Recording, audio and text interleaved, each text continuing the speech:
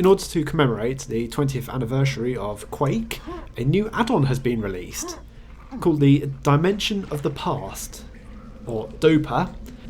It's been created by MachineGames, part of Bethesda, who also own id Software, makers of the original Quake game.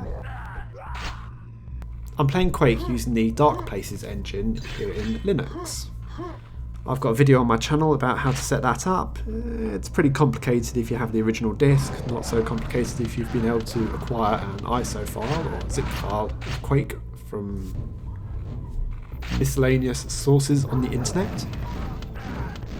I started playing this mission pack on Nightmare difficulty thinking, yeah, I'm the man, I can do this. Quake on Nightmare difficulty, no problem at all.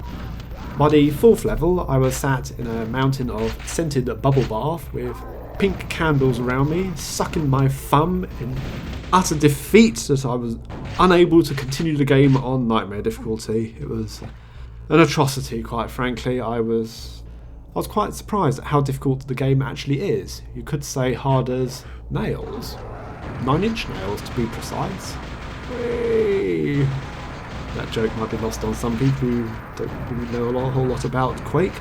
But yes, 9-inch nails did a lot of the music for the original Quake 1. Still, on the second pass, I was able to play it on Nightmare difficulty once I'd learnt where a few of the secrets are.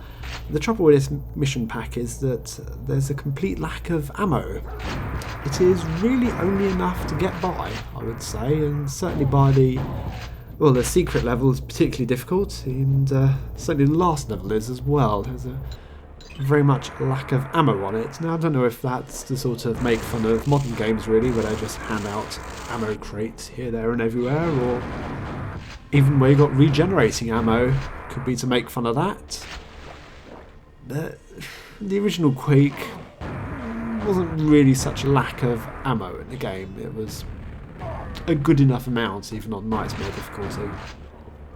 Did you like that strategic playing there, where I managed to make the Vor's homing missile land straight in that Death Knight? It is quite amusing in Quake. If you can manage to make the enemies hit each other, they'll start attacking each other. And I managed to use that quite effectively in a few places. Dimension of the Past does do quite a few recreations of some memorable elements of the old Quake game, like this part here where you grab the silver key and get dropped into a pit below. Bit different this time though, because you have to escape before you get squashed, then you end up dumped below and you have to fight quite a few zombies and assorted other enemies. The plot of it does follow a similar theme to the original Quake, where the first level you're fighting more human-like enemies, the grunts and the enforcers, and then the latter levels you're fighting the non-human monsters. Ogres, zombies, fiends, Vors, Shamblers and Death Knights. There's quite a few more Vors used in this game. They're the ones that fire the sort of homing missiles. Or, do you call them missiles? The purple balls that are spiked and explode on impact. Not all secrets are useful, like this part here where it's filled with more enemies and just depletes my ammo even further. At least the plus side with these ogres, they throw grenades at you. You take 2 rockets to kill, but at least you do get 2 rockets back. I don't know about the quality of this, where I know some people have mentioned in the past that the game looks really juddery. Is it an issue with the screen capture? No, partly an issue with the screen capture.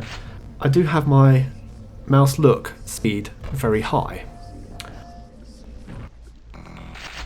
Now look at the last level, a recreation of Subnigraph's pit. I hope I pronounced that correctly. I don't really recall the pronunciation of it.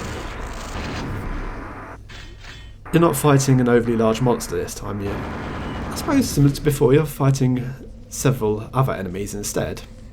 But you don't win by teleporting into one spot. Oh no, you've got to fight your way all the way through the game. Once again, the problem faced here is lack of ammo. Didn't take enough into the game, even lack of health as well. I barely scraped through at the end. So that was a look at the new Dimension of the Past add-on for Quake to celebrate its 20th anniversary. Thanks for watching, see you all later.